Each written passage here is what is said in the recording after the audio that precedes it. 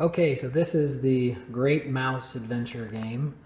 Name to be determined based upon whatever you guys want. So in front of you, you see a board, and the board has 10 different locations. You have 4 towns, 1, 2, 3, 4, and you have 6 cities, 1, 2, 3, 4, 5, 6. And then over here, you have 6 meeples, which each player is a specific color. You have green, which is the engineer, and you have red, which is the medic, and you have gray or black, which is the warrior.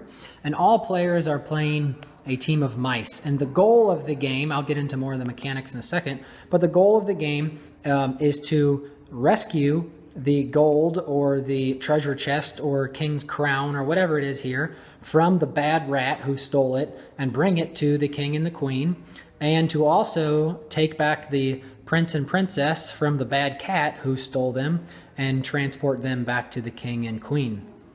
So how you set up the board, you randomly place, oh, and maybe I should describe what all these other things are. These tiles on the board, each city has one threat inside of it.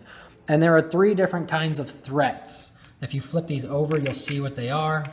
The cross represents a disease. The green triangle represents something broken, like a hole in someone's roof or a broken cart, something that needs to be fixed in that city. And the shield-looking black figure is a bad guy. So there's some kind of bad activity going on, and they need some warrior skills to come help them out. So these are all randomly placed on the board, 1 in each city. And then to begin the game, what we do, according to the threat level, right now it's a level 4.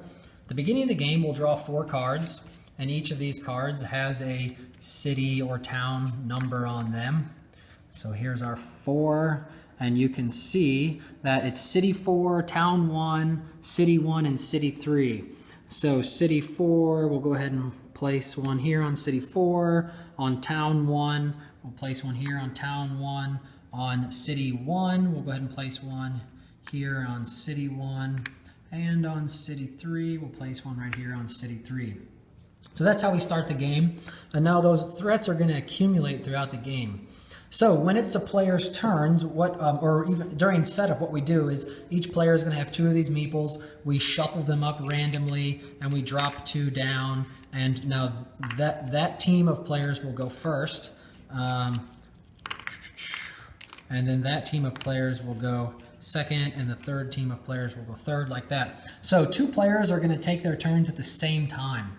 So you've got some interaction going on between players during turns. So right now, gray and red, which is the medic and the engineer, are going to take their turn first, and then after that, the engineer the warrior, not the medic, the warrior and the engineer are going to take their turn, and then last you have red and green are going to take their turn together. So we need some more meeples for the board.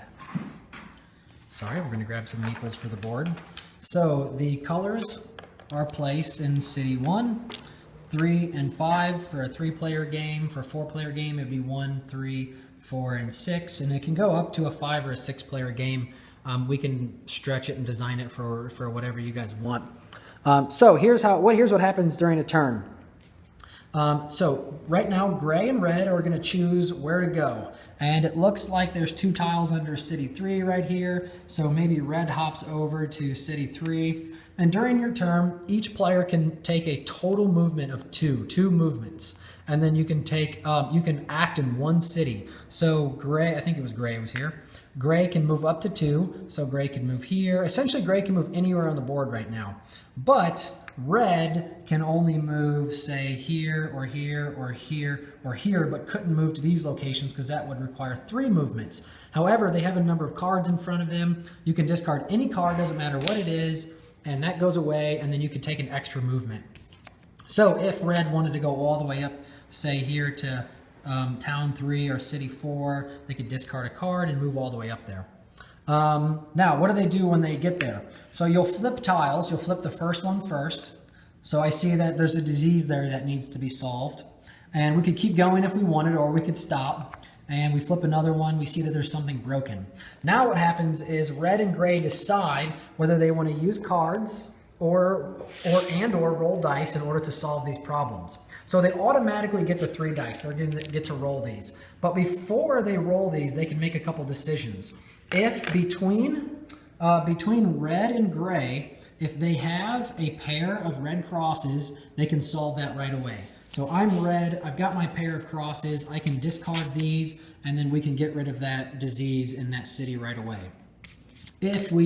Or in the same thing here, it looks like I have a green square, and the warrior gray has a green square, so we could combine these together to get rid of this broken thing in that city. So we could discard all 4 of these cards, and we could get rid of those 2 tiles. The other thing that we could do is we can decide not to use any of our cards, and we can just roll the dice. So here we go, we roll the dice.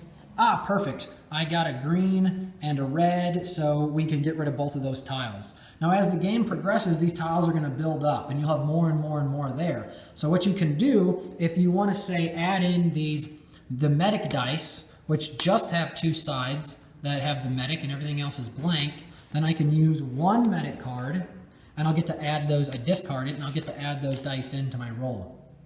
Or if I wanted to add the engineering dice in there, I could also discard an engineering card, and I get to roll those dice as well to increase the chances of getting the things that I need to get. Now, if after you roll, you don't get what you need, you can spend 1 of each type in order to get rid of any tile, any 1 tile. Or you can spend 1 of each type to re-roll any dice that you've already paid for. So that's the other option. Now, what's the what happens here? What's the goal? So once we get to the end here, maybe let me take a step back. Once you get to the end of these 3 players, what you do is you'll start dealing more of these cards out according to the level of threat.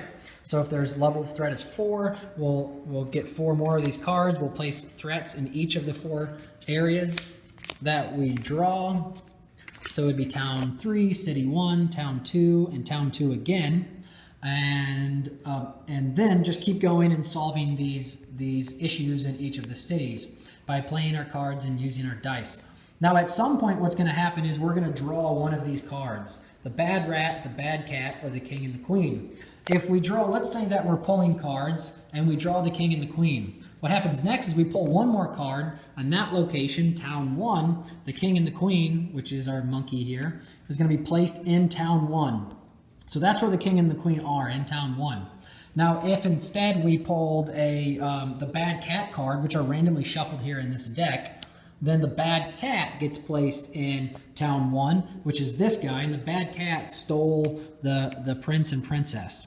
So what happens now is that the prince and princess are in town 1 with the bad cat, and in order for us to go get the prince and princess out, we have to defeat the bad cat, which means we need 3 shields, so a power of 3 shields, plus whatever else is on here that we don't know. So we'll have to accumulate our shield cards in order to go over there and beat them. And now, once we've beaten all the tiles that are on here using the same mechanics that we described earlier, let's say that green and red did that. Now, wherever the king and queen are, which it's going to be random because that card's going to be in there randomly, they're going to have to transport the prince and princess to the king and the queen. But they can't transport any of the goods, so the prince and the princess or the jewels, they can't transport any of these through cities that have issues. So they could go into city 2, but they can't keep moving. Even though they have 2 movements, they can't keep moving through here because there is a tile there with an issue. They must resolve that issue first. So then the goal is to get rid of this tile as they move through and get closer and closer to the king and queen. And then they can move into here and resolve this issue. And then finally, we get in the same city with the king and queen. And now you've given the king and the queen their prince and princess back, their first award, and you will gain an additional white dice now. So you'll have 4 dice. I'm going to grab that other white dice real quick. So now you have 4 dice because you've given the king and queen something they want, and so you grow in power as this board grows and grows in threat. Now, if the king and the queen card comes out, there it was, throughout the game, and there are unresolved issues on the board, the threat level marker moves up. So each time that king and queen card comes out and there are threats on the board, then the threat marker moves up. As well, if the bad cat or bad rat is drawn, that threat marker goes up. But once the bad cat or bad rat has been defeated, the threat marker will go back down. So anytime there's anything unresolved on the board, when the king and queen are drawn, the threat always goes up. But if it's a bad cat or a bad rat, it goes up, and once it's defeated, it goes back down. So that's the whole game in a gist. We've played it a number of times. We think it's pretty fun. It's really balanced. It might be a little bit complicated for a 6-year-old, probably not so much for an 8-year-old, but with parents there, and it really depends upon the just the level of those kids and how much parent interaction you're going to have.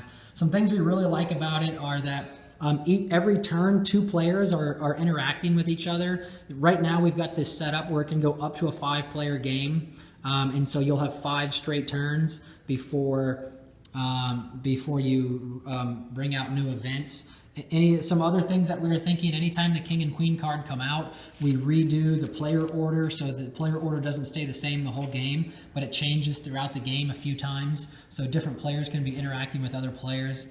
And then it's just a fun sort of push your luck where you have to decide whether you're going to play cards right away and take the safe route, or you're going to push your luck and play cards with dice, and then have to spend even more cards later on if those dice don't work out to what you want them to do. So this is the first game, and again, the theme right now, you can retheme it any way you want, really. But we were thinking a fun theme for kids would be, it's a mice adventure game, and these are all mice sort of like the Rescuers Down Under or any kind of the Disney characters, and they are trying to defeat the cats and the rats and bring the princess and crown jewels and prince back to the king and queen. So that's this game show. Do you think I forgot anything? Oh yeah, sorry. So these cards here, once you use them, they're gone. And then once everyone has gone through a full turn, each player is going to get 2 more cards. So there's always you have to weigh the cost of using a card that might not be replenishable. And so there's a lot going on. So what that would look like is we each take our turn. Let's say I've used all my cards, but the warrior over here still has 2 cards left. And let's say the engineer only has 1 card left. Oh, and there's a wild card. So the wild can be used for any of those. Once we've gone through this round here, each player is given 2 more cards. So you can build up and save cards. There's a hand limit, a max of 7. So you can't have more than 7, but you can build up and save these cards for one big rescue move or swipe through the city so you can reduce all the threats. And I think that's the whole game. The ways that you win are if one city gets more than, say, 6 threats stacked up, you lose. Or if the threat level increases so much that it hits the die marker, and this can be 8, could be 9, could be 10. We can adjust this to be whatever. Everything right now can be adjusted. And so those are the 2 ways that you lose. If the threat in a city gets so high that it overcomes the city, you lose. If the threat in the whole board becomes so high that you hit the die area or the lose or whatever you want to call this, then you lose the game. And you win the game if you get both of the treasured items back to the king and the queen. So that's it. Let us know if you have any feedback. We're open to change things and help develop it more, whatever way you guys see fit. And if you don't think it's a good match for you guys for whatever reason, let us know, and we will keep working on other designs for you guys. Thanks a lot.